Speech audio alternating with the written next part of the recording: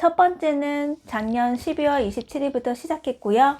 작은 목표로 새벽 5시에 깨니까 그 성취감이 남달랐어요. 다른 분들은 새벽 운동이나 산책을 선택했지만 전 어학 공부를 선택했어요. 앞으로 할 해외여행을 위해 공부를 했고요. 그 이후에 하고 싶은 일을 더 많이 할 수 있었고 무엇보다 새벽 5시에 깼다는 성공에 뿌듯했습니다. 그러나 2주째부터 피곤함이 몰려오고 새벽에 집중이 흩어지더라고요. 3주째는 구내염도 나고 저의 다짐이 흔들리면서 건강에 대한 염려가 되고 이대로 괜찮나 싶더라고요. 완벽하게 한 달을 다 하기보다는 유연하게 눈 뜨기 힘들면 그냥 자고 눈 뜰 수 있으면 그때 일어나며 자책하지는 않았어요. 4주째도 3주와 비슷하게 흘러갔어요. 깰 수 있을 때 깨고 못 깨면 못 깨는 대로 한 달이 되었습니다. 한 달을 했다는 성취감이 오더라고요. 사실 엄격하게 다 제대로 기생을 하지 못했지만 이를 통해 알게 된 점도 많답니다. 하지만 새벽 기상이 저에게 맞지 않은 것 같아요. 무엇보다 건강을 해치는 것 같거든요. 전 새벽 기상을 여기서 끝으로 하지 않으려고요. 그러나 깨달은 건 있어요.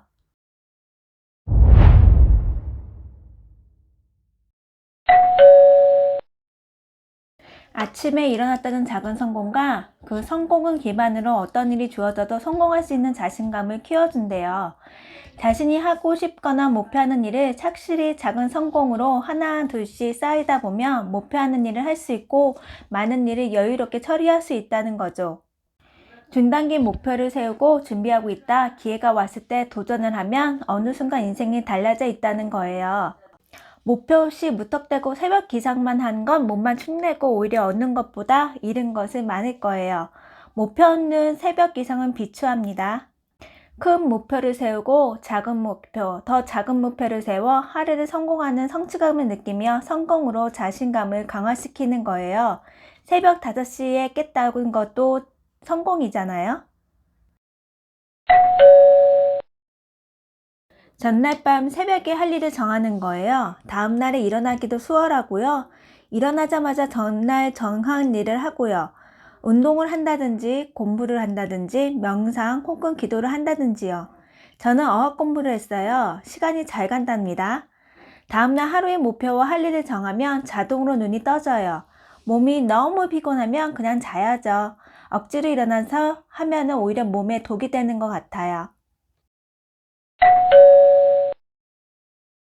많은 분들이 오해하시는 게 수면 시간을 줄이는 경우가 있어요.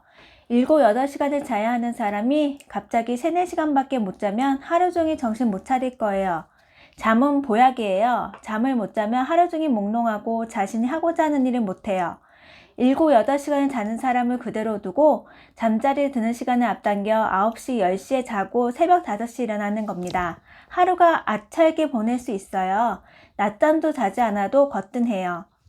만약에 자신이 왜 실패하는지 되돌아보고 잠자는 시간을 줄인 게 아닌가 하고 생각해 보시는 게 좋을 것 같아요. 인생은 다이나믹하게 바뀌진 않아요. 큰 목표를 위해 작은 목표를 하나씩 성취해 가면 기회가 올 거라는 겁니다. 전 하루에 할 일이 많긴 하지만 건강을 위해 잠을 충분히 자려 합니다. 무엇보다 가장 중요한 건 건강은 챙겨야 기회가 왔을 때 잡을 수 있다고 생각해요. 도전하는 당신이 아름답습니다.